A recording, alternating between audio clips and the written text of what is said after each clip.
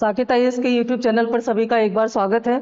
और आज हम लोग, जैसे कि मैंने कल आपसे प्रॉमिस किया था कि आज हम लोग हिस्ट्री का प्रैक्टिस सेट करेंगे और बीच बीच में हम हिस्ट्री और इकोनॉमी दोनों के प्रैक्टिस सेट आपको देते रहेंगे, जिससे कि आप अपने हिसाब से उसको प्रैक्टिस करते रहें। वैसे तो देखिए, जीएस के सारे सब्जेक्ट ही बहुत इंपॉर्टेंट होते हैं, लेकिन मेनली हर पर्टिकुलर पर्सन के लिए वो सब्जेक्ट ज़्यादा इंपॉर्टेंट हो जाता है जिसमें उसकी परफॉर्मेंस ज़्यादा अच्छी नहीं है या जिस पर उसको ज़्यादा मेहनत करनी है। तो इस हिसाब से जीएस के सारे ही कंटेंट इसमें डाले जाएंगे। फिलहाल आज हम और अगले 2-3 दिन के लिए, जब जैसे कभी कभी मूड होता है तो हिस्ट्री नहीं पढ़ाया तो इकोनॉमी के लिए कर दिया, तो इकोनॉमी और हिस्ट्री जो है ये ऑल्टरनेट डे पर या कंटिन्यू आपको मिलते रहेंगे टाइम टू टाइम। ठीक है, डेली 3 कंटेंट आपको मिलेंगे, 3 आपको वीडियो मिलेंगे इस पर प्रैक्टिस सेट पर। तो आज हम भारतीय इतिहास या इतिहास के प्रैक्टिस सेट पर बात करेंगे। और हमारा ये जो प्रैक्टिस सेट हमने तैयार किया गया है, ये हमारे यूपीएससी एग्जाम में जीएस से जो क्वेश्चन आ रहे हैं उन्हीं को ध्यान में रख करके ये प्रैक्टिस सेट हमने तैयार किया है। तो मुझे उम्मीद है कि जैसे आपने बाकी सब्जेक्ट को एंजॉय किया है, आप हिस्ट्री को भी इसी तरह से एंजॉय करेंगे। चलिए चलते हैं हमारे इतिहास के पहले प्रश्न की ओर। पहला प्रश्न हमारे सामने है, निम्नलिखित में से किस भारतीय पुरातत्ववेत्ता ने पहली बार भीमबेटका गुफा को देखा और उसके शैल चित्रों के प्रागैतिहासिक महत्व को खोजा?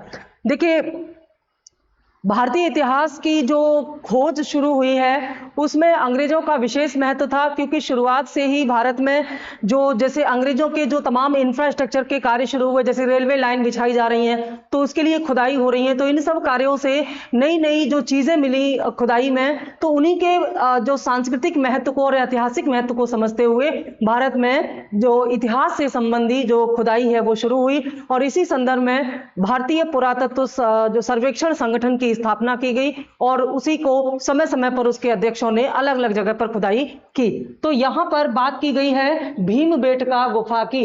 तो भीमबेटका गुफा का संबंध किस क्षेत्र से है, अभी आपको हम पूरा बताएंगे आगे कि भारतीय इतिहास को किस प्रकार से 3 वर्गों में बांटा गया है और उन्हीं में से जो प्रागैतिहासिक काल है, उसी प्रागैतिहासिक काल में हम पाषाण काल का अध्ययन करते हैं। और यहां पर पाषाण काल 3 भागों में बट जाता है। थोड़ा सा हम आपको यहां बता दें, जिससे कि आगे जो बहुत सारे प्रश्न आएंगे उनमें ये बैकग्राउंड आपके काम आएगा। प्रश्न को पूरा पढ़ने के बाद हम लोग पूरा इतिहास का विभाजन पढ़ेंगे और उसके बाद फिर आगे आने वाले जितने भी इसमें क्वेश्चन हैं उसमें ये व्याख्या आपको काम आएगी। तो हम शुरुआत में ही ये वाली व्याख्या पहले कर देंगे। तो आपसे पूछा है कि भीमबेटका गुफा को किसने देखा और इसके शैल चित्रों के प्रागैतिहासिक महत्व को खोजा। शैल चित्र क्या है? शैल चित्र का मतलब है कि जो भीमबेटका की गुफाएं हैं, कहाँ है भीमबेटका? यह मध्य प्रदेश के रायसेन जिले में स्थित है। तो मध्य प्रदेश के रायसेन जिले में स्थित इन भीमबेटका की गुफाओं में रहने वाले लोगों ने इनमें कुछ जो पत्थर की जो गुफाएं थी, दीवारें थी, उन पर कुछ चित्र बनाए हैं। तो उन चित्रों को सबसे पहले किसने देखा और इनके महत्व को समझा? और आपको बता दें कि ये जो भीमबेटका की गुफाओं में मानव के रहने के जो साक्ष्य हैं, इनमें सबसे पुराने साक्ष्य निम्नपुरा पाषाण काल के हैं और उसके बाद मध्यपुरा पाषाण काल के साक्ष्य भी इसमें मिलते हैं। अभी तुरंत हम आपको बताने वाले हैं कि क्या है निम्नपुरा पाषाण और मध्यपुरा पाषाण, इसके बारे में बताएंगे। तो ऑप्शन है ए माधव स्वरूप वत्स, बी एच.डी. साकलिया, सी वी.एस. वाकड़कर और डी वी.एन. मिश्रा। तो इस प्रश्न का सही उत्तर है ऑप्शन सी वी.एस. वाकड़कर। तो वी.एस. वाकड़कर ने सबसे पहले यह प्रयास किया कि किस प्रकार से सबसे पहले यह बताया कि भीमबेटका की ये जो गुफाएं हैं ये प्रागैतिहासिक महत्व की हैं, क्योंकि इनमें जो शैल चित्र बने हुए हैं वे बेहद महत्वपूर्ण हैं। और ये इस प्रकार के शैल चित्र हैं, देखिए इनके महत्व को समझने का मतलब है कि इन गुफाओं की प्राचीनता को भारत की किसी सभ्यता से जोड़ने का इन्होंने प्रयास किया, मनुष्य की प्राचीनता से इन्होंने जोड़ने का प्रयास किया। तो 1957 में वी.एस. वाकड़कर ने यह खोज की और यह बताया कि जो भीमबेटका की गुफा में जो शैल चित्र हैं ये प्रागैतिहास काल के, प्रागैतिहास का मतलब होता है प्री हिस्टोरिक एज, यानी कि इतिहास से भी पहले का समय। तो प्रागैतिहासिक काल की इस धरोहर को के संदर्भ में सबसे पहले वी.एस. वाकड़कर ने बताया और बाद में इस भीमबेटका के महत्व को देखते हुए वर्ष 2003 2003 में यूनेस्को ने इसे विश्व धरोहर सूची में भी शामिल किया। आप जानते हैं यूनेस्को अंतर्राष्ट्रीय स्तर पर जो तमाम देशों की जो धरोहर हैं, जो हेरिटेज प्लेसेस हैं, उनको संरक्षित करता है। तो ऐसे ही भीमबेटका को भारत के संरक्षित प्लेस में रखते हुए इसे विश्व धरोहर की सूची में शामिल किया। कब किया? 2003 में। और वीएस वाकरकर ने इस शैल चित्रों की प्रागैतिहासिक महत्व को कब समझा? 1957 में। ये तारीख है, नोट कर लीजिए। 1957 में इन्होंने भीमबेटका की गुफाओं के प्रागैतिहासिक महत्व को समझा और 2003 में इनको जो है भीमबेटका की गुफाओं को क्या किया गया? यूनेस्को की विरासत सूची में शामिल किया गया। अब थोड़ा सा हम लोग बात करेंगे इतिहास के विभाजन की। तो ये जो इतिहास का विभाजन किया गया है ये 3 हिस्से में किया गया, यानी कि लेखन शैली की दृष्टि से भारतीय इतिहास को 3 भागों में बांटा गया है। और मैंने आपको बताया कि ये जो विभाजन किया गया है ये वास्तव में इस आधार पर किया गया है कि जो लिपि है, जो लिखित साक्ष्य हैं, उसके आधार पर यह विभाजन किया गया है। तो सबसे पहला काल इसमें माना गया है प्रागैतिहासिक काल। प्रागैतिहासिक काल मैंने बताया आगे ये आपके बहुत काम आने वाला है। प्रागैतिहासिक काल को हम इंग्लिश में क्या कहते हैं? इसको हम बोलते हैं प्री हिस्टोरिक एज। ठीक है, प्री हिस्टोरिक एज या इसी को हम बोलते हैं प्राक इतिहास। दूसरा इसमें है, अभी इसके बारे में आगे बताएंगे, पहले तीनों नाम लिख दें। दूसरा है आद्य इतिहास। आद्य इतिहास, ठीक है, इसको क्या कहते हैं इंग्लिश में? इसको बोलते हैं proto historic age. Proto historic age. और तीसरा है ऐतिहासिक काल, या इसको इतिहास भी कह देते हैं, ऐतिहासिक काल। इसको इंग्लिश में क्या बोलते हैं? Historic age. ठीक है, हिस्टोरिक एज।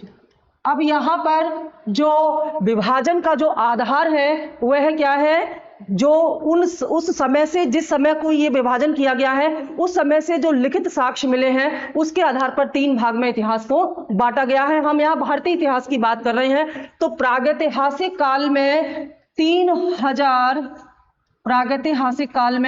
3000 ईसा पूर्व से पहले का समय रखा गया है, यानी कि 3000 ईसा पूर्व से पहले का जो समय है उसे प्रागैतिहासिक काल में रखा गया।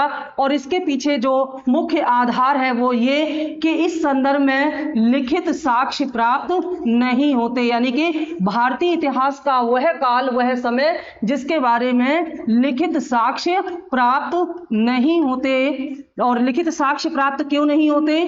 क्योंकि इस समय भाषा और लिपि का विकास नहीं हुआ था।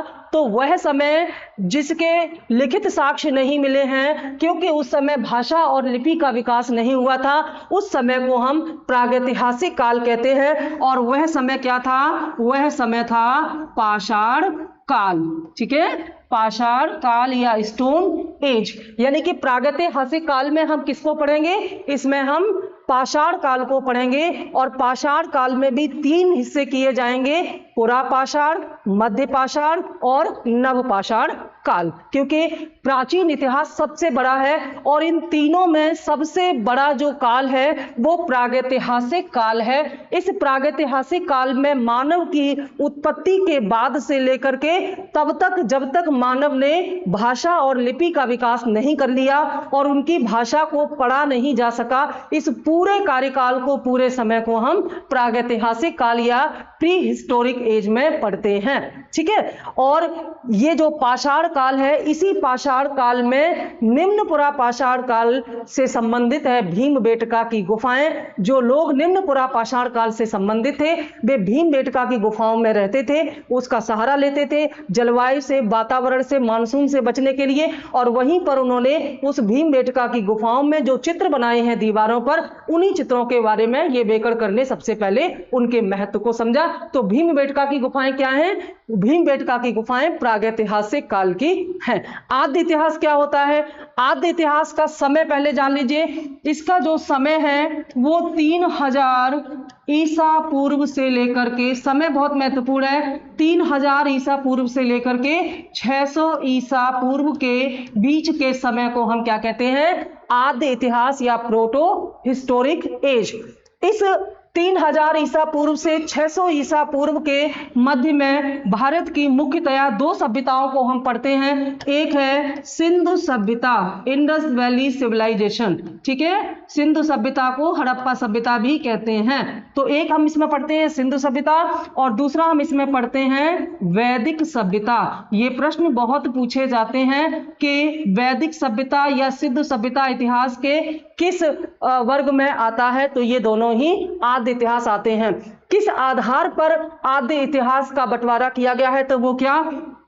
ऐसा काल जिसमें लिखित साक्ष्य तो मिले हैं लेकिन उनको पढ़ा नहीं जा सका, उसे हम आद्य इतिहास कहते हैं। लिखित साक्ष्य प्राप्त हैं, लिखित साक्ष्य प्राप्त हैं किंतु पढ़े नहीं जा सके, ठीक है।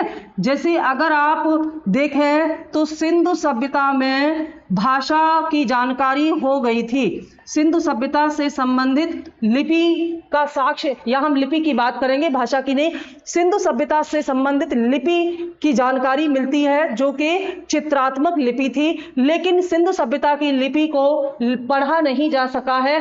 और सिंधु सभ्यता की पूरी जानकारी हमें पुरातात्विक स्रोतों से मिलती है, जैसे कि प्रागैतिहासिक काल की पूरी जानकारी हमें पुरातात्विक स्रोतों से मिलती है। देखिए, इतिहास के बारे में जानने के दो स्रोत हैं हमारे पास, पहला है पुरातात्विक स्रोत और दूसरा है साहित्यिक स्रोत। तो साहित्यिक स्रोतों में लिखित सामग्री आती है, लेकिन वह काल इतिहास का जब लिपि का विकास नहीं हुआ था, लेखन शैली का विकास नहीं हुआ था, या जिस इतिहास के उस काल से जिसकी लेखन शैली को पढ़ा नहीं जा सका है, उन्हें हम प्रागैतिहासिक काल में रखते हैं। और प्रागैतिहासिक काल के बारे में जितनी भी जानकारी मिलती है वो सब किससे मिलती है? पुरातात्विक स्रोत, यानी कि खुदाई में प्राप्त होने वाले साक्ष्यों के आधार पर ही इस इतिहास को लिखा जाता है।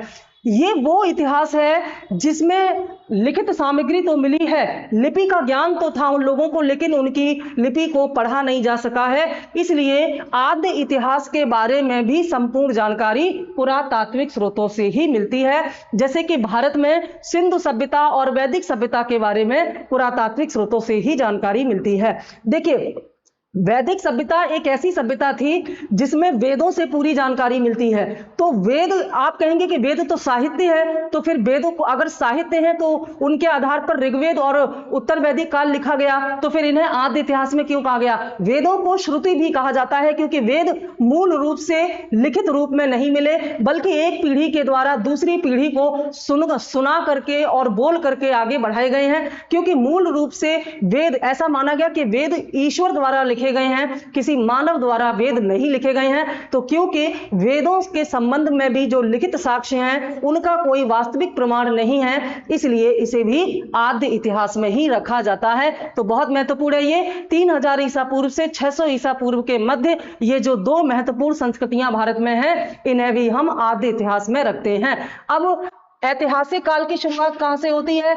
ऐतिहासिक काल की शुरुआत उस समय से होती है जब लिखित साक्ष्य मिले भी हैं और उनको पढ़ा भी जा सका है, और यह समय शुरू होता है 600 ईसा पूर्व के बाद, ठीक है। 600 ईसा पूर्व के बाद का समय जो है ये ऐतिहासिक काल में आता है, और इसमें मुख्यतया आते हैं महाजनपद काल, ठीक है। महाजनपद काल से शुरू होता है। महाजनपद काल क्या थे? जो 16 महाजनपद थे, जिनमें फिर इसी काल में बौद्ध, जैन और आगे पूरा इतिहास आप पढ़ेंगे इसके आगे का, तो 600 ईसा पूर्व के बाद यानी कि महाजनपद काल से बाद से लेकर के पूरा इतिहास ऐतिहासिक काल में या हिस्टोरिक पीरियड एज में आता है। और इस विभाजन को किस आधार पर किया गया है? इतिहास का वह समय जिसमें लिखित साक्ष्य मिले भी हैं, लिखित साक्ष्य प्राप्त भी हुए हैं, और इन्हें प्राप्त हुए एवं इन्हें पढ़ा गया है तथा इन्हें पढ़ा भी गया है। पढ़ा भी गया है। तो इस आधार पर भारतीय इतिहास का ये जो विभाजन है इसे 3 प्रकार से बांटा गया है। ये प्रश्न अलग अलग पूछे जाते हैं। ये पूछा जाता है कि इसको हम कहेंगे भारतीय इतिहास का वर्गीकरण। ठीक है, भारतीय इतिहास का वर्गीकरण। अक्सर पूछ लिया जाता है कि कौन सी सभ्यता इतिहास के किस काल से संबंधित है, तो आप इसके आधार पर ये बता सकते हैं। इनमें सबसे लंबा पीरियड जो है वो प्रागैतिहासिक काल था। अब आगे आने वाले प्रश्नों को आप इसके माध्यम से समझ सकते हैं। अब देखिए, ये जो प्रश्न आपसे पूछा गया था कि इसमें प्रश्न पूछा गया था कि प्रागैतिहासिक महत्व को समझा, तो आप पहली बात तो ये समझ गए कि भीमबेटका की गुफाएं प्रागैतिहासिक काल की हैं। अभी हम आगे आपको बताएंगे, क्योंकि बहुत लंबा है लेक्चर, बीच बीच में बताते रहेंगे। अभी आपको बताएंगे कि प्रागैतिहासिक काल को कितने भागों में बांटा गया। इतिहास विभाजन को अच्छे से आपने समझ लिया तो बहुत सारे प्रश्नों के उत्तर आपको मिलेंगे। चलिए नेक्स्ट क्वेश्चन की तरफ बढ़ते हैं। अगला क्वेश्चन है हमारा इतिहास का, निम्नलिखित में से किस स्थान पर मध्य पाषाण काल में पशुपालन के प्रमाण मिलते हैं। अब ये प्रश्न मध्य पाषाण काल का आया तो किससे संबंधित है? प्रागैतिहासिक काल से संबंधित है, क्योंकि प्रागैतिहासिक काल को ही हम पाषाण काल कहते हैं। और पाषाण काल को 3 भागों में बांटा गया है, पुरापाषाण, नवपाषाण और पुरापाषाण, मध्य पाषाण और नवपाषाण। तो प्रश्न मध्य पाषाण से आया है तो उसी से संबंधित मध्य पाषाण को एक और नाम से हम जानते हैं। क्या नाम है? अच्छा, यहां पर हम विभाजन कर दे रहे हैं ताकि आपके मन में ये जो प्रश्न है स्पष्ट हो जाए। ये जो पाषाण काल है, ठीक है, पाषाण काल है, इसे 3 भागों में बांटा गया है। क्योंकि बहुत लंबा समय था ना, तो उसके अध्ययन को आसान बनाने के लिए इसको अलग अलग प्रकार से वर्गीकरण किया गया है। तो पाषाण काल का जो पहला काल है वो क्या है? पुरापाषाण। ठीक है, जाहिर सी बात है कि ये सबसे पुराना था, पुरापाषाण काल, पुरापाषाण काल हो गया। और इसका दूसरा पार्ट कौन सा है? दूसरा पार्ट है मध्य पाषाण काल, जहां से ये प्रश्न पूछा गया है, मध्य पाषाण काल। और तीसरा है नव पाषाण काल। ठीक है, नव पाषाण काल। देखिए, ये पाषाण काल का मतलब क्या है? वह समय जब मनुष्य पत्थर के बनाए हुए औजारों हथियारों का प्रयोग करता था, उस समय को पाषाण काल कहा गया। और जैसे जैसे फिर मनुष्य ने जो पाषाण थे, जो पत्थर थे, उनके उपकरणों में जो परिवर्तन आया, जैसे शुरुआत में मनुष्य बहुत बड़े बड़े पाषाण के उपकरण या पत्थर का प्रयोग करता था, क्योंकि इन पत्थरों की आवश्यकता, पत्थरों के औजारों की आवश्यकता मनुष्य को क्यों पड़ती थी? शिकार करने के लिए। आरंभिक जो आदि मानव था वो जिंदा ही रहता था शिकार पर, तो शिकार करने के लिए उसने पत्थर को घिस करके, तोड़ करके तमाम तरह के औजार बनाए और उन्हीं से वह शिकार करता था, जानवरों को मारता था और उनसे भोजन करके अपना जिंदा रहता था, जीवन यापन करता था। ठीक है, लेकिन यह समय बहुत लंबा था तो बहुत सारे परिवर्तन हुए। शुरुआती मानव एक तरह से जिस इलाके में रहता था वहां बहुत बर्फ होती थी, तो उस समय जो जानवर थे वो बहुत भारी भरकम होते थे, बड़े बड़े जानवर होते थे। तो इतने बड़े और भारी भरकम जानवरों को मारने के लिए पाषाण के जो उपकरण, जो हथियार थे, वो भी बड़े बड़े चाहिए थे। तो बड़े बड़े हथियारों से युक्त जो उपकरण थे उनको इस्तेमाल करने वाले लोगों और उनके काल को अलग रखा गया। फिर धीरे धीरे हथियार छोटे होते गए, क्योंकि जानवर भी छोटे होते गए। बर्फ में रहने वाले जानवर बड़े होते थे, धीरे धीरे घास खाने वाले जानवर उत्पन्न हुए, तो घास खाने वाले जानवर छोटे होते थे, उनका शिकार करने के लिए पाषाण के उपकरण, पत्थर के हथियार भी छोटे चाहिए, तो छोटे हथियारों का युग आया। जैसे मध्य पाषाण काल में छोटे छोटे हथियारों का इस्तेमाल किया जाता था, इसीलिए मध्य पाषाण काल को क्या कहा जाता है? इसको माइक्रोलिथ कहा जाता है, इसको माइक्रोलिथ कहा जाता है। यानी कि ऐसा युग जिसमें बहुत ही छोटे या लघु पाषाण उपकरणों का प्रयोग किया जाता है। लघु पाषाण उपकरणों का प्रयोग जिस युग में किया जाता था उसे मध्य पाषाण काल भी कहते थे। आगे ये प्रश्न आपके लिए आने वाला है, समझ लीजिए, इसको माइक्रोयुग कहते थे। ठीक है, अब नव पाषाण काल क्या है? नव पाषाण काल वह युग है जिसके बाद धीरे धीरे पत्थरों की जगह पर दूसरी धातुएं आने लगी, तो इसी में से ताम्र पाषाण निकल के आया। ठीक है, तो समय के साथ हम बात करेंगे पहले पुरापाषाण, क्योंकि ये बहुत महत्वपूर्ण है। अब पुरापाषाण पाषाण काल भी बहुत लंबा था, तो इसको भी 3 हिस्से में बांटा गया। कौन कौन सा? पहला इसमें है निम्न पुरा पाषाण काल, बहुत महत्वपूर्ण है, निम्न पुरा पाषाण काल। ठीक है, तो निम्न पुरा पाषाण काल, पुरा पाषाण काल का पहला चरण था। दूसरा क्या था? मध्य पुरा पाषाण काल, मध्य पुरा पाषाण काल। शुरुआत में थोड़ा इरिटेटिंग लग रहा है, बार बार पढ़ेंगे तो आसान लगेगा। मध्य पुरा पाषाण काल, इसको आप पढ़ेंगे। ठीक है, और उसके बाद आप पढ़ेंगे तीसरा जो पुरा पाषाण काल का चरण है वो क्या था?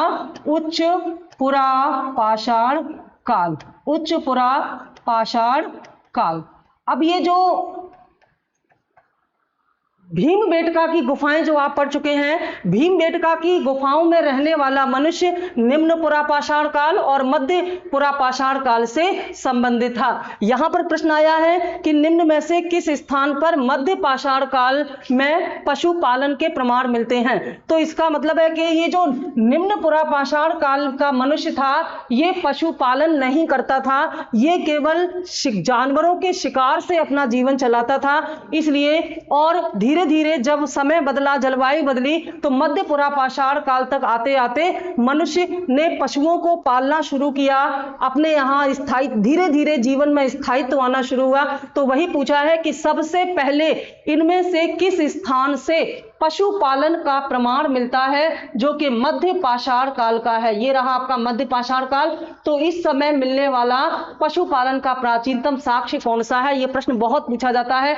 ए Aundhe, B Bori, C Bagor, D Lakhania. Right answer है सी बागोर। बागोर कहां पर है? राजस्थान में। ठीक है, ये महत्वपूर्ण है, इसको याद रखेंगे। यानी कि राजस्थान में स्थित बागोर वह सबसे प्राचीन स्थान है जहां से पशुपालन के साक्ष्य मिलते हैं। ये कैसे पता चलता? यहां पशु बेड़ा मिला है, पशुओं द्वारा इस्तेमाल की जाने वाली चीजों के प्राचीनतम साक्ष्य मिले हैं। इसी से इतिहासकारों को यह पता चला कि जो मानव यहां रहता था वह किस युग का था, क्योंकि मध्य पाषाण काल के उपकरण भी उसी आसपास से मिले हैं। तो इससे पता चलता है कि मध्य पाषाण कालीन मानव इस बागोर नामक स्थान पर पशु पालने का कार्य करता था। तो भारत में पशुपालन की शुरुआत कहां से हुई? मध्य पुरा पाषाण काल से, बागोर, राजस्थान के बागोर से। बहुत ज्यादा महत्वपूर्ण है ये क्वेश्चन आपके लिए। अगला प्रश्न है, नीचे भारत के 4 पुरातात्विक स्थल दिए गए हैं, निम्नलिखित में से कौन उत्तर से दक्षिण तक उनके स्थानों का सही क्रम प्रस्तुत करता है? ये जो 4 नाम दिए हुए हैं, आपको बताना है कि भारत में ये चारों स्थान कहां से कहां तक दिए हुए हैं। सबसे ऊपर सबसे पहला नाम जो है वो उत्तर के क्षेत्रों से होना चाहिए, फिर उत्तर से दक्षिण की तरह क्रमबद्ध इसको रखना है। पहला है अत्तिरपक्कम, दूसरा भीमबेटका, तीसरा पिकली हाल और चौथा बुर्ज होम। तो चलिए देखते हैं ये कहां पर है। देखिए अत्तिरपक्कम जो है ये तमिलनाडु में स्थित है, ये तमिलनाडु में स्थित है। और अत्तिरपक्कम ही वह स्थान है जहां पर सबसे पहले रॉबर्ट ब्रूस फुट ने 1863 ईस्वी में निम्न पुरा पाषाण कालीन उपकरण खोजा था। ध्यान देना, अत्तिरपक्कम ही वह स्थान है, तमिलनाडु में स्थित वह स्थान है जहां से पहली बार भारत की निम्न पुरा पाषाण कालीन जो लोग थे उनके बारे में जानकारी मिलती है। यानी कि पहला पाषाण उपकरण जो निम्न पुरा पाषाण काल का था उसे ढूंढा। किसने ढूंढा? इस अत्तिरपक्कम से निम्न पुरा पाषाण कालीन उपकरण ढूंढने वाले थे 1863 ईस्वी में। किसने ढूंढा? रॉबर्ट ब्रूस फुट ने। बहुत महत्वपूर्ण है ये नाम, आगे कई बार आएगा, रॉबर्ट ब्रूस फुट। ठीक है, तो रॉबर्ट ब्रूस फुट ने तमिलनाडु के अत्तिरपक्कम से निम्न पुरा पाषाण कालीन उपकरण की पहली बार खोज की थी। और ये एक उपकरण था, पत्थर का बना हुआ औजार था। तो ये तमिलनाडु में है। देखते हैं बाकी सब कहां पर है। भीमबेटका कहां है? भीमबेटका मध्य प्रदेश में है, मध्य प्रदेश के रायसेन जिले में है। यहां पर क्या हुआ था? भीमबेटका में निम्न पुरा पाषाण और मध्य पुरा पाषाण काल का मानव वहां की गुफाओं में रहता था और उन गुफाओं की दीवारों पर कुछ चित्रकारी इन्होंने की है। तीसरा पिकली हाल, पिकली हाल कहां पर है? पिकली हाल आंध्र प्रदेश में स्थित है। क्रमबद्ध शुरू कीजिए, कैसा क्रम बनेगा? बुर्ज होम कहां है? बुर्ज होम एक नव पाषाणीय स्थल है और यह कश्मीर में स्थित है। यहां की जो मुख्य विशेषता है कि यहां के जो लोग थे बुर्ज होम के, ये गर्त आवास में रहते थे। ये प्रश्न बहुत पूछा जाता है। गर्त आवास के साक्ष्य मिलते हैं। गर्त का मतलब होता है गड्ढा, आवास मतलब रहना, मतलब बुर्ज होम में ऐसे गड्ढे मिलते हैं जमीन के अंदर जिनमें लोग रहते थे, जैसे जमीन की खुदाई करके उसके अंदर गड्ढे बना करके रहना। और मैं जब इस बात को, इस फैक्ट को पढ़ती हूं तो मुझे आज का कश्मीर याद आ जाता है। आज भी कश्मीर में आतंकवादियों से बचने के लिए बंकर बनाए जाते हैं, वो भी जमीनों के अंदर बनाए जाते थे। और नवपाषाण कालीन कश्मीर के इतिहास भी यही बताते हैं कि उस समय भी ये बंकर नुमा बुर्ज होम बनते थे। हालांकि दोनों का कारण अलग अलग है, लेकिन इतिहास देखिए कितना मिलता है। तो ये आप याद रखेंगे, इस फैक्ट के साथ मैच करने से आपको ये याद हो जाएगा।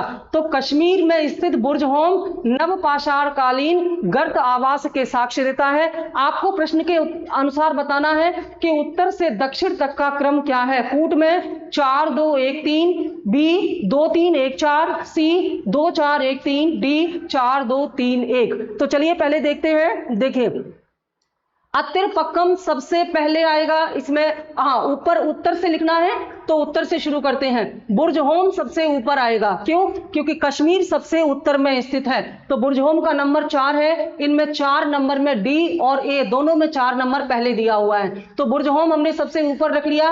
अगर उत्तर से दक्षिण जाएंगे तो दूसरा नाम भीमबेटका का आएगा, मध्य प्रदेश पड़ेगा। तो 4 के बाद 2 आना चाहिए, ठीक है? 4 के बाद 2 यहां भी है। देखिए इस तरह से प्रश्न बनाते, कोई क्लू नहीं मिल रहा है। पहले 2 नंबर बिल्कुल बराबर है, इसमें भी 4 और 2 एक साथ है, इसमें भी। अभी तक आप ये क्लियर नहीं कर पाए हैं कि ए सही है या डी सही है, इसलिए इसको और अच्छे से पढ़ेंगे। ये दोनों हो गया।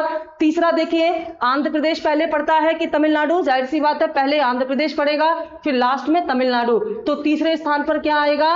3 आएगा। बस यहीं पर दोनों के ऑप्शन चेंज हो जाते हैं। यहां से आपको पता चल गया कि हमारा आंसर ऑप्शन डी होगा।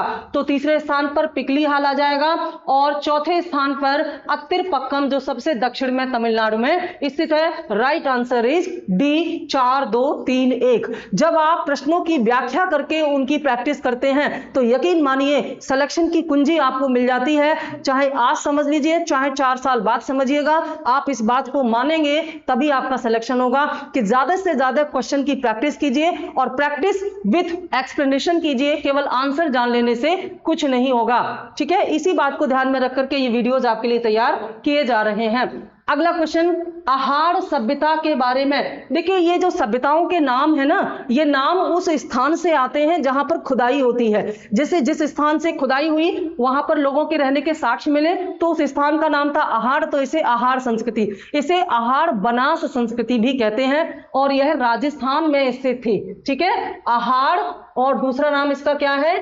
बनास। तो आहार बनास सभ्यता कहां पर स्थित है? ये राजस्थान में स्थित है। और इसकी खुदाई से जो साक्ष्य मिले हैं उसके आधार पर आपसे पूछा है कि कौन कौन से सही है या इनमें से कौन सा सही है। चलिए, पूछा है कि कौन इन कथनों के बारे में बताइए और बताइए कि इनमें से कौन कौन से सही हैं। पहला, आहारवासी तांबा गलाना जानते थे। बिल्कुल सही बात है। आहार संस्कृति या आहार का एक नाम क्या है जानते हैं? इसका आहार का एक और नाम है ताम्रवती। इसको नोट कर लीजिए, यह प्रश्न बहुत पूछा जाता है। इसे ताम्रवती इसलिए कहते हैं क्योंकि आहार स्थान से बड़ी मात्रा में तांबा मिला है, क्योंकि उस क्षेत्र में तांबे की बहुत सारी खानें हैं। तो तांबा अधिक मात्रा में होने के कारण इस क्षेत्र को ताम्रवती भी या ताम्रवती भी कहा गया है। तो जाहिर सी बात है, अगर यहाँ तांबा ज्यादा मिलता है तो वहां लोगों के जीविकोपार्जन का मुख्य आधार तांबा ही होगा। तांबा के हथियार बनेंगे, व्यापार में ज्यादातर तांबे का इस्तेमाल किया जाएगा। तो आहार के लोग जो थे वे तांबा गलाना जानते थे। बिल्कुल सही है। ये लोग चावल से परिचित नहीं थे, इस पर हम लोग आगे बात करेंगे, इसको क्वेश्चन मार्क लगा देते हैं, ठीक है? तीसरा, धातु का काम आहारवासियों की अर्थव्यवस्था का एक साधन था। बिल्कुल सही है, क्योंकि तांबा एक धातु है और इसी से उनकी अर्थव्यवस्था का संचालन होता था। यहां से काले लाल रंग के मृदभांड मिले हैं, जिन पर, मृदभांड मतलब मिट्टी के बर्तन, ठीक है? ऐसे मिट्टी के बर्तन जिन पर काले और लाल रंग की पॉलिश चढ़ी हुई है। जिन पर सामान्यतया सफेद रंग से ज्यामितीय आकृतियां उकेरी गई हैं। बिल्कुल सही है। अब ये जो क्वेश्चन मार्क है इसके ऊपर देख लेते हैं। ये लोग चावल से परिचित नहीं थे, ये कथन गलत है, क्योंकि आहारवासी चावल से परिचित थे, इन्हें चावल का ज्ञान था। तो कौन कौन से सही होंगे हमारे इसमें? हमारा सही होगा, पहला सही होगा, तीसरा सही होगा और चौथा सही होगा। पूछा गया है इनमें से कौन से सही हैं, तो ऑप्शन ए 1, 3, 4 सही है, इज राइट आंसर। इस तरह से प्रैक्टिस करके करेंगे तो निश्चित तौर पर एग्जाम में आपको कोई समस्या नहीं आएगी। अगर आप सारे प्रैक्टिस सेट सभी सब्जेक्ट के जीएस के सॉल्व कर लेते हैं तो यकीन मानिए आपको इसका उतना ही फायदा मिलेगा जितना कि पूरा सिलेबस पढ़ने का मिलता है। और इतने कम समय में आप पूरे सिलेबस को ना तो कोचिंग से पूरा कर सकते हैं ना किसी और माध्यम से, क्योंकि सिलेबस बहुत लेंदी है। क्वेश्चन के माध्यम से हम सिलेबस के उस पॉइंट पर फोकस कर रहे हैं, डिस्कस कर रहे हैं जहां से प्रश्न आते हैं। तो पूरा सिलेबस पढ़ने का मौका आपके पास नहीं है। सिलेबस के मोस्ट इंपॉर्टेंट पार्ट को हम क्वेश्चन के रूप में आपके सामने लेके आए हैं। इनको पढ़िए, बार बार प्रैक्टिस कीजिए और एग्जाम दीजिए, पूरा फायदा आपको इसका मिलेगा। अगला प्रश्न है, सिंधु सभ्यता किससे संबंधित है? ए, प्रागैतिहासिक युग से। अभी अभी मैंने आपको व्याख्या इसीलिए बता दी कि आने वाले क्वेश्चन इससे आएंगे। तो हमने जो इतिहास का विभाजन किया था प्रश्न वहीं से आया है। सिंधु सभ्यता इतिहास के किस भाग से संबंधित है? ए, प्रागैतिहासिक काल से, बी, आद्य ऐतिहासिक काल से, सी, ऐतिहासिक काल से और डी, उत्तर ऐतिहासिक काल से। फटाफट इसका आंसर दीजिए। मैंने आपको बताया था कि वह काल, वह सभ्यता जहां से लिखित साक्ष्य तो मिलते हैं या जहां से लिपि तो मिली है लेकिन उसको पढ़ा नहीं जा सका। तो आप जानते हैं कि सिंधु सभ्यता से अक्षर मिले हैं, लिपि, यानी कि सिंधुकालीन लोगों को लिपि का ज्ञान था लेकिन इनके बारे में हम पढ़ नहीं सके हैं, कुछ भी लिखित साक्ष्य हम पढ़ नहीं पाए हैं, इसलिए इनको हम कहां रखेंगे? ऑप्शन बी, आद्य ऐतिहासिक युग यानी कि प्रोटो हिस्टोरिक एज में हम इंडस वैली सिविलाइजेशन को रखते हैं। प्रागैतिहासिक युग वह होता है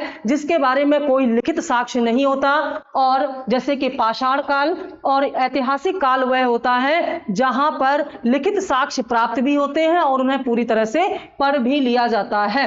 तो भारत में 3000 ईसा पूर्व से पहले का समय प्रागैतिहासिक काल था। 3000 ईसा पूर्व से 600 ईसा पूर्व के बीच का समय आद्य इतिहास था और 600 ईसा पूर्व के बाद का समय ऐतिहासिक युग भारत में माना जाता है। अगला प्रश्न, हड़प्पा निम्न में से किस सभ्यता से संबद्ध है? ठीक है, हड़प्पा इनमें से किस सभ्यता से संबंधित है? इसे हड़प्पा सभ्यता क्यों कहते हैं? क्योंकि सबसे पहले 1921 ईस्वी में राखाल दास बनर्जी ने पाकिस्तान के पंजाब प्रांत में स्थित मांटगोमरी जिले में इस हड़प्पा नामक स्थान की खोज की, जो कि रावी नदी के तट पर स्थित था। और इस हड़प्पा से एक प्राचीन संस्कृति के साक्ष्य मिले, इसीलिए इस सभ्यता को हड़प्पा सभ्यता कहा गया। तो इस हड़प्पा सभ्यता का संबंध किससे है? ए, सुमेरियन सभ्यता, बी, सिंधु घाटी की सभ्यता, सी, वैदिक सभ्यता, डी, मेसोपोटामिया की सभ्यता। तो राइट आंसर है बी, सिंधु घाटी सभ्यता, यानी कि सिंधु घाटी सभ्यता और हड़प्पा सभ्यता एक ही हैं। एक ही क्यों है? क्योंकि हड़प्पा से सबसे पहले इस सभ्यता के साक्ष्य मिले। मैंने अभी अभी आपको बताया, सबसे पहले 1921 ईस्वी में आर.डी. बनर्जी ने, राखाल दास बनर्जी ने क्या किया? आर.डी. बनर्जी ने पाकिस्तान के पंजाब प्रांत में, अभी ये पंजाब में पड़ता है, ठीक है, मांटगोमरी नामक जिले से, कहां पड़ता है ये? पंजाब के, पाकिस्तान के पंजाब प्रांत में, मांटगोमरी जिले में स्थित, मांटगोमरी जिले में स्थित हड़प्पा की खोज की। और कब की ये 1921 में की, रावी नदी के किनारे पर, ठीक है, रावी नदी के तट पर स्थित हड़प्पा की खोज की। और हड़प्पा की खोज में यहां से जो साक्ष्य मिले वे बहुत ही चौंकाने वाले थे।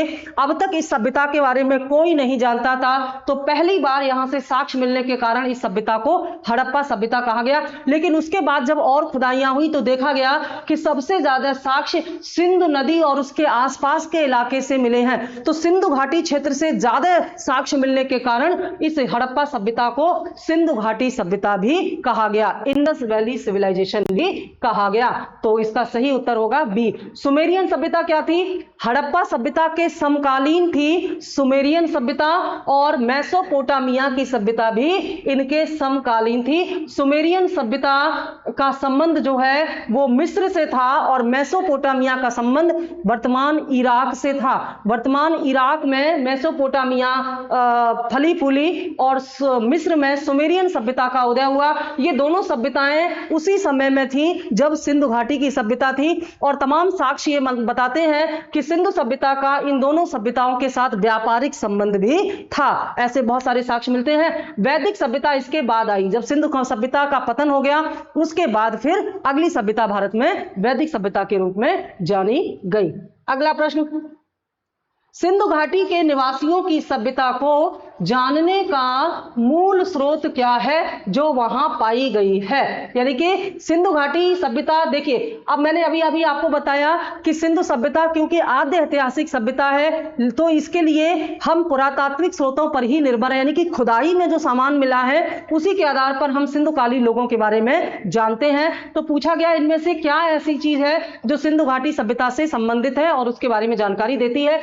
ए, मोहरें, मोहर मतलब सील, मोहरें। बी, बर्तन, जेवर, हथियार और औजार। सी, मंदिर। डी, लिपि। अब इसको ध्यान से देखते हैं।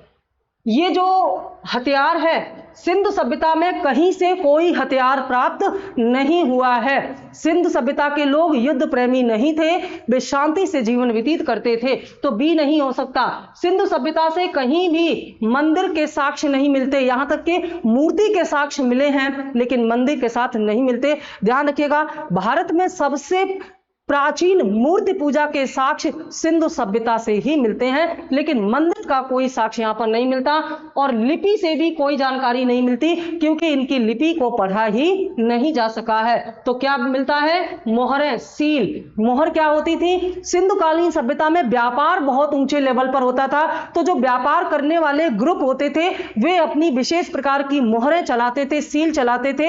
ये प्राप्त हुए हैं बड़ी मात्रा में, और इन मोहरों से ये पता चलता है कि उस समय व्यापार कितना ऑर्गेनाइज्ड था, कितना संगठित व्यापार था, कि जो व्यापारिक ग्रुप थे वे अपनी मोहरें भी चलाया करते थे, जिनका व्यापार में लेन देन में प्रयोग होता था, क्योंकि इस समय मुद्रा नहीं थी, तो मोहरों को ही मुद्रा के रूप में भी इस्तेमाल किया जाता था। तो राइट आंसर इज ए इसका प्रश्न का। ठीक है, नेक्स्ट, सिंधु घाटी सभ्यता को खोज निकालने में जिन दो भारतीयों का नाम जुड़ा हुआ है वे कौन हैं? ए, राखाल दास बनर्जी तथा Dayaram Sahni. B, John Marshall तथा ईश्वरी प्रसाद। सी, आशीर्वाद लाल श्रीवास्तव तथा रंगनाथन राव। डी, माधव स्वरूप वत्स एवं वी राव। इसका राइट आंसर होगा ए, राखाल दास बनर्जी यानी कि आर डी बनर्जी एवं दयाराम साहनी। इन दोनों के सहयोग से ही भारत में सिंधु घाटी सभ्यता की खोज हुई, और भारत की इतनी प्राचीन सभ्यता जो कि इतनी रिच थी उसके बारे में हमें पता चला। जब सिंधु घाटी सभ्यता की खुदाई की गई तो उस समय से जो ASI भारतीय पुरातत्व सर्वेक्षण विभाग था उसके जो अध्यक्ष थे वो जॉन मार्शल थे। 1920 में दयाराम साहनी ने सिंधु घाटी सभ्यता की खुदाई का प्रयास किया, और 1921 में राखाल दास बनर्जी ने सफलतापूर्वक यह कार्य पूरा किया, और हड़प्पा की खोज करने का श्रेय राखाल दास बनर्जी को ही जाता है। अगला प्रश्न, सिंधु घाटी या हड़प्पा के लिए मेसोपोटामियाई रिकॉर्ड में निम्न में से किस शब्द का प्रयोग किया गया है? देखिए, मेसोपोटामिया की जो सभ्यता थी, मेसोपोटामिया की सभ्यता में जो लेखन शैली है वो काफी डेवलप थी, और इनकी लेखन शैली को पढ़ा भी जा सका है। तो मेसोपोटामिया के समय में जो लेखन शैली मिली है, जो लिखित साक्ष्य मिले हैं, उसमें हड़प्पा के बारे में लिखा गया है, और इसी से ये पता चलता है कि हड़प्पा सभ्यता और मेसोपोटामिया की सभ्यता में आपस में संबंध था, ये एक दूसरे को जानते थे और संपर्क में भी थे। तो पूछा गया है कि मेसोपोटामिया की लेखन शैली या यहाँ मिले हुए लिखित साक्ष्य में भारत को, सिंधु सभ्यता को या सिंधु को किस नाम से जाना गया है? ए, यानी कि क्या नाम लिखा है इन्होंने अपने लेखन में अपने जो साहित्य है उसमें किस नाम से सिंधु सभ्यता का नाम लिखा है? ए दिलमुन, बी मेलोहा, सी मेगन, डी फैल्का। तो राइट आंसर है बी मेलोहा। यानी कि मेसोपोटामिया के लोग सिंधु सभ्यता को, सिंध वासियों को या सिंध को मेलोहा नाम से जानते थे, मेलोहा नाम से बुलाते थे। अगला प्रश्न, निम्नलिखित में से किस पशु का अंकन हड़प्पा संस्कृति की मोहरों पर नहीं मिलता है? देखिए, इनमें से आपको बताना है कि कौन सा एक जो पशु है उसको हड़प्पा काल की मोहरों पर नहीं लिखा जाता था। जो मोहरें होती थी उन पर तमाम तरह के चिन्ह लगाए जाते थे, ठीक है। जैसे आज जो सिक्के होते हैं उन पर तमाम तरह के प्रतीक चिन्ह होते हैं, तो सिंधुकालीन मोहरों पर भी कुछ प्रतीक चिन्ह होते थे। तो पूछा है कि इनमें से कौन सा एक पशु है जो इन मोहरों पर नहीं मिलता है? ए बैल, बी हाथी, सी घोड़ा, डी भेड़। तो राइट आंसर होगा सी घोड़ा। ऐसा क्यों? क्योंकि सिंधुकालीन लोगों को घोड़े के बारे में जानकारी नहीं थी, जबकि वैदिक कालीन लोग जो हैं वे घोड़े के बारे में जानते थे। तो जब इस सभ्यता के लोगों को घोड़े के बारे में जानकारी नहीं थी तो मोहरों पर घोड़ों की आकृति कहां से आएगी? ठीक है। अगला प्रश्न, सिंधु सभ्यता से प्राप्त मोहरों पर कौन से वृक्ष की आकृति मिलती है? ए आम, बी पीपल, सी पारिजात, डी साल। राइट आंसर है बी, क्योंकि सिंधु काल के लोग पीपल और नीम की पूजा करते थे। सिंधु सभ्यता के लोग प्रकृति पूजक थे, ठीक है। वो नेचर की पूजा करते थे, जैसे पृथ्वी को उर्वरता की शक्ति मान करके पृथ्वी देवी की पूजा करते थे, जैसे वो सूर्य की पूजा करते थे, जैसे वो जल पूजा करते थे, वैसे ही वो वृक्षों की पूजा करते थे, क्योंकि वो जानते थे कि जिंदा रहने के लिए नेचर पर रहना जरूरी है, नेचर पर डिपेंड रहना है। इसलिए नेचर की, प्रकृति की पूजा करके वे अपना और नेचर के बीच संतुलन, बैलेंस स्थापित करने की कोशिश करते थे।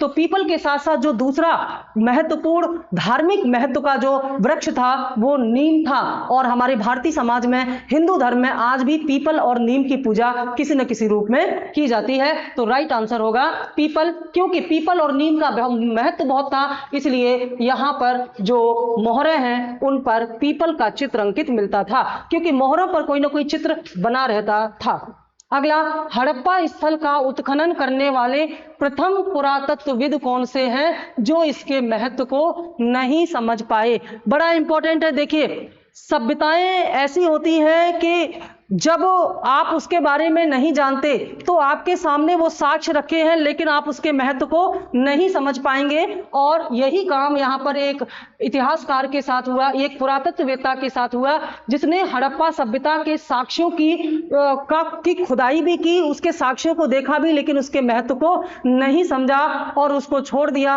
बाद में फिर इसकी खुदाइयां हुई तो इसके महत्व को समझा। तो पूछा गया है कौन से ऐसे पुरातत्वविद हैं, पुरातत्वविद मतलब आर्कियोलॉजी, जो कौन से ऐसे हैं जो कि एक तरह से जिन्होंने इसकी खुदाई भी की, उत्खनन भी किया, लेकिन फिर भी उसके महत्व को नहीं समझ पाए। ठीक है। तो A Cunningham, option A Cunningham, option B sir John Marshall, option C Mortimer Wheeler, D option D George F Dales. अगर आपको इसका उत्तर पता है तो फटाफट मुझे बताइए। राइट आंसर है ऑप्शन ए कनिंगम। इन्होंने सबसे पहले 1875 ईस्वी में कुछ साक्ष्य ऐसे देखे जो कि ऐसा लग रहा था कि कुछ प्राचीन सभ्यता से संबंधित है, लेकिन ये इसके महत्व को नहीं समझ पाए और इन्होंने इस बात को वहीं छोड़ दिया। ठीक है। बाद में जब अलग जो पुरातत्ववेत्ता आए, ठीक है, एएसआई के, आर्कियोलॉजिकल सर्वे ऑफ इंडिया के जो नए अध्यक्ष आए, प्रेसिडेंट आए, उन्होंने इसके महत्व को समझने का प्रयास किया और प्रॉपर एक संगठित रूप से यहाँ पर खुदाई का कार्य कराया। लेकिन अगर वास्तव में ए कनिंगम इसके महत्व को समझ जाते तो बहुत पहले ही हड़प्पा सभ्यता के बारे में पता चल जाता, जो कि हमें कब पता चला? फाइनली 1921 ईस्वी में पता चला। वो चीज हमको 1875 ईस्वी में ही पता चल जाती, तो इतिहास लिखने में शायद और सहूलियत होती इतिहासकारों को। ठीक है। अगला प्रश्न, मोहनजोदड़ो एवं हड़प्पा की पुरातात्विक खुदाई के प्रभारी कौन थे? ठीक है, पूछा है इनमें से कौन ऐसे व्यक्ति हैं जिन्होंने हड़प्पा और मोहनजोदड़ो की खुदाई का निर्देशन किया था? A lord Macaulay, B sir John Marshall, C Clive, D colonel Tod. मैंने अभी अभी आपको बताया कि जब इस क्षेत्रों की खुदाई हुई उस समय खुदाई किसने की थी? भारतीय पुरातत्व विभाग ने की थी, और उस समय जॉन मार्शल भारतीय पुरातत्व विभाग के अध्यक्ष हुआ करते थे। ठीक है, अगला प्रश्न, हड़प्पा स्थल किस नदी के तट पर स्थित है? बता चुके हैं हम आपको, हड़प्पा किस नदी के तट पर स्थित है? डी रावी नदी के तट पर स्थित है। और ये कहाँ पड़ता है? ये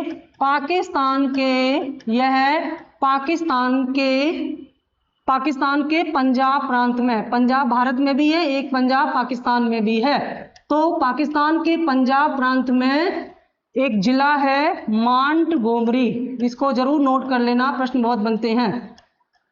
मांटगोमरी जिले में स्थित हड़प्पा की जब खुदाई हुई तो यह रावी नदी के तट पर था। ठीक है, रावी नदी के तट पर स्थित था, तो राइट आंसर है रावी नदी। रावी नदी का प्राचीन नाम क्या है? परुष्णी नदी। वैदिक काल में रावी नदी को परुष्णी नदी के बारे में बताया गया है, जहां 10 राजाओं का युद्ध हुआ था, दाशराग युद्ध। आगे हम बात करेंगे। मोहनजोदड़ो निम्न में से कहां पर स्थित है? कई बार इसको आप बता चुके हैं। तो मोहनजोदड़ो कहां स्थित है?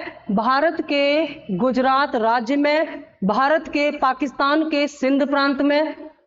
देखिए यहां पर ये जो सिंध है इसको आप काट दीजिए, क्योंकि सिंध प्रांत में मोहनजोदड़ो मिला है, ये मिसप्रिंट हो गया है। अच्छा सॉरी, मोहनजोदड़ो ही पूछा है, मेरा ध्यान कहीं और था और मैं आपको वही बात बता रही हूं जो लिखा हुआ है।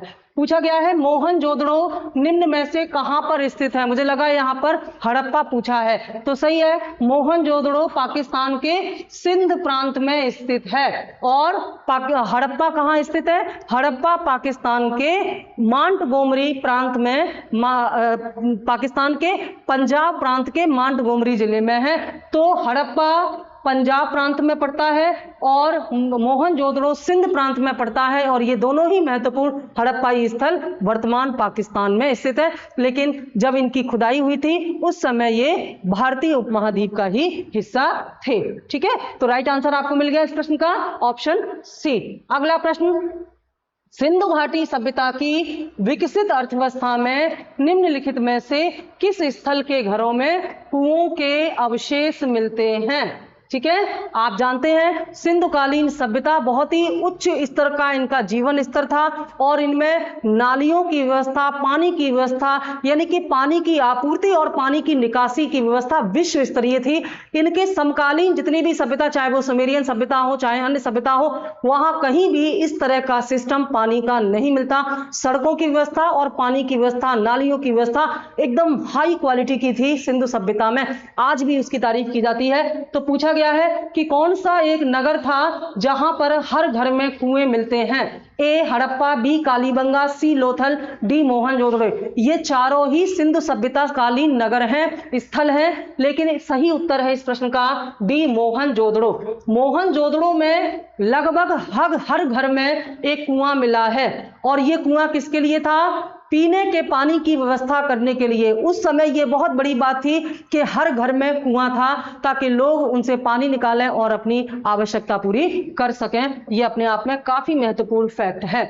अगला प्रश्न, विशाल स्नानागार किस पुरातत्व स्थल में पाया गया है? क्योंकि सिंधुकालीन लोग जल पूजा करते थे, तो कोई एक नगर इनमें ऐसा है जहां से एक बहुत बड़ा विशाल स्नानागार, जिसे कई इतिहासकार अपने अपने अनुसार, कोई ये कहता है ये स्विमिंग पूल था, कोई ये कहता है ये धार्मिक स्थल था जहां पर सामूहिक रूप से स्नान होता था और पूजा पाठ होते थे, क्योंकि इस स्नानागार के चारों तरफ पुरोहित आवास मिलते हैं। तो सबके अपने अपने यहाँ पर विचार हैं। सबसे पहले तो ये जानना जरूरी है कि ये विशाल स्नानागार मिला कहां से है? A Ropar, B Harappa, C Mohenjodaro, D Kalibangan. Right answer is C Mohenjodaro. Mohenjodaro से मिले हुए विशाल स्नानागार में जो विशेषता थी वो ये कि इसमें उत्तर और दक्षिण की तरफ सीढ़ियां भी बनी हुई थी। उत्तर और दक्षिण की तरफ इन सीढ़ियों से आप इस स्नानागार में उतर सकते थे और इसके चारों तरफ जो आवास बने थे उनमें आवासों के साक्ष्य, जहां पर कहीं 2 मंजिले आवास बने थे, कहीं छोटे छोटे कमरे बने थे। ऐसा लगता है कि लोग यहाँ सामूहिक स्नान करते थे, फिर वस्त्र आदि बदलते थे। जो बड़े बड़े आवास है उनमें पुरोहित रहा करते थे और यहाँ पर कोई वार्षिक सामूहिक धार्मिक आयोजन होता था जहां पर लोग आते थे, स्नान करते थे और कोई धार्मिक क्रिया संपन्न करते थे। ऐसा लगता है क्योंकि यह अपने आप में विश्व का आश्चर्य है। इतना बड़ा और पक्की ईंटों से बना हुआ पूरा उसका फर्श था स्नानागार का, जो कि पक्की ईंटों से बना हुआ था। जल आपूर्ति की व्यवस्था पास के कुओं से की गई थी और उस स्नानागार के पुराने पानी को बाहर निकालने के लिए भी व्यवस्था की गई थी। तो इतने प्राचीन समय में इतनी विशेष व्यवस्था के द्वारा इस स्नानागार को कैसे तैयार किया गया था? तो मोहनजोदड़ो वो नगर है जहां से ये स्नानागार मिलता है। अगला प्रश्न, निम्न स्थानों में से किस एक स्थान पर सिंधु घाटी सभ्यता से संबद्ध विख्यात वृषभ मुद्रा प्राप्त होती है? ये जो वृषभ मुद्रा है वास्तव में बुल सील कि एक मुद्रा, यहां पर मैंने बताया कि मुद्रा तो नहीं मिली है, मोहर जो है, मोहरों को ही मुद्रा के रूप में इस्तेमाल किया जाता था, तो उसको आप वृषभ मुद्रा या वृषभ मोहर भी कह सकते हैं। इंग्लिश में देखेंगे बुल सील, यानी कि एक ऐसी मोहर जिस पर एक वृषभ बना हुआ है। वृषभ या जो गैंडा होता था, ये एक प्रकार से इसको इंग्लिश में कहेंगे बुल। ये बुल जो था ये सिंधुकालीन सभ्यता का सबसे महत्वपूर्ण पशु माना जाता था और ये शक्ति का प्रतीक था। यही बुल आज हमारे शेयर मार्केट में बुल के नाम से जाना जाता है। उसमें एक चिन्ह के रूप में इसी बुल का इस्तेमाल किया जाता है क्योंकि ये सिंबल ऑफ पावर होता है। तो सिंधुकालीन लोग इसी बुल की पूजा का, सबसे पवित्र पशु था। जैसे वैदिक काल में सबसे पवित्र पशु गाय थी, वैसे ही सिंधु काल में सबसे पवित्र पशु जो है वो बुल था। तो एक मोहर मिली है जिस पर बुल की आकृति बनी हुई है और इस बुल की आकृति के चारों तरफ कुछ अन्य पशुओं की आकृति भी बनी हुई है। तो आपसे पूछा गया है कि यह आकृति कहां से मिली है और इस आकृति से निर्मित यह मोहर कहां से मिली है? तो ए हड़प्पा, बी चन्नूदड़ो, सी लोथल और डी मोहनजोदड़ो। राइट आंसर है इसमें डी मोहनजोदड़ो। और इस पर कौन कौन से चिन्ह मिलते हैं? इस पर मिलते हैं हाथी, बाघ, गैड़ा और भैंसा के पशु मिलते हैं, यानी कि वृषभ के चारों ओर हाथी, गैंडा, बाघ और भैंसा, इनके आकृतियां बनी हुई हैं इस मोहर पर। यह प्रश्न भी पूछ लिया जाता है।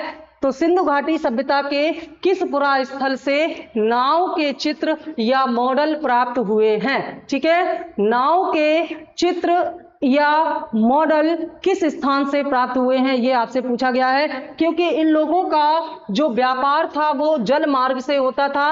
अंतर्राष्ट्रीय व्यापार भी और घरेलू स्तर पर नदियों के द्वारा भी व्यापार किया करते थे सिंधु काल के लोग। तो कहां से, कौन सी जगह से नाव के चित्र या मॉडल प्राप्त हुए हैं? ए कालीबंगा और रोपड़, बी हड़प्पा एवं कोटदीजी, सी मोहनजोदड़ो एवं लोथल, डी धौलावीरा एवं भगावत्र। तो सही आंसर है सी मोहनजोदड़ो एवं लोथल से। अगर आपको किसी क्वेश्चन के आंसर और इनकी आंसर शीट में दिए हुए आंसर में कहीं भी ऐसा लगता है कि अलग अलग हैं तो आप कमेंट बॉक्स में डालिए। हो सकता है ऐसा जो टाइपिस्ट की एक मिस्टेक हो या मिसप्रिंट की वजह से ऐसा हो गया हो, हम उसको सही करने का प्रयास करेंगे। लेकिन जो क्लास में जो यहाँ बताया जा रहा है वीडियो में वही सही है, ध्यान रखिएगा। तो यहां से नाव के चित्र या मॉडल प्राप्त हुए हैं मोहनजोदड़ो एवं लोथल से। देखिए, अब हम उसी प्रश्न पर बात कर रहे हैं जिसकी चर्चा अभी मैंने पिछले 2 प्रश्नों में की थी। मोहनजोदड़ो से प्राप्त पशुपति शिव की मोहर पर इनमें से कौन अंकित नहीं है? ठीक है ना, पशुपति शिव की आकृति के चारों ओर कुछ पशुओं की आकृति मिली हुई है।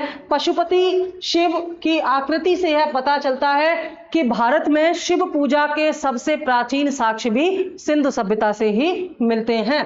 तो इनमें कौन नहीं था?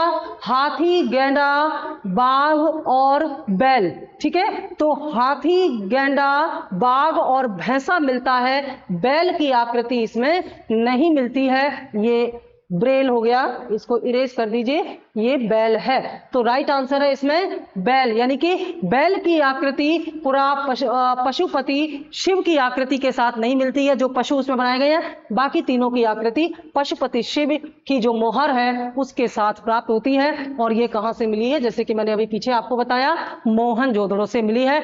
तो ये थे हमारे इतिहास से संबंधित महत्वपूर्ण 20 क्वेश्चन, और ये है उनकी आंसर शीट, इनको मैच कीजिएगा।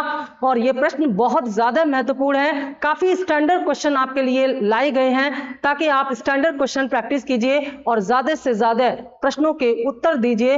और मैंने बताया कि एक तरह से आपके पूरे सिलेबस की समरी हो जाएगी, संक्षिप्त एक तरह से अध्ययन आपका हो जाएगा, अगर आप हमारे जीएस के सभी सब्जेक्ट पर आने वाली जो प्रैक्टिस सेट है उनका बार बार रिवीजन करते हैं तो। Thank you.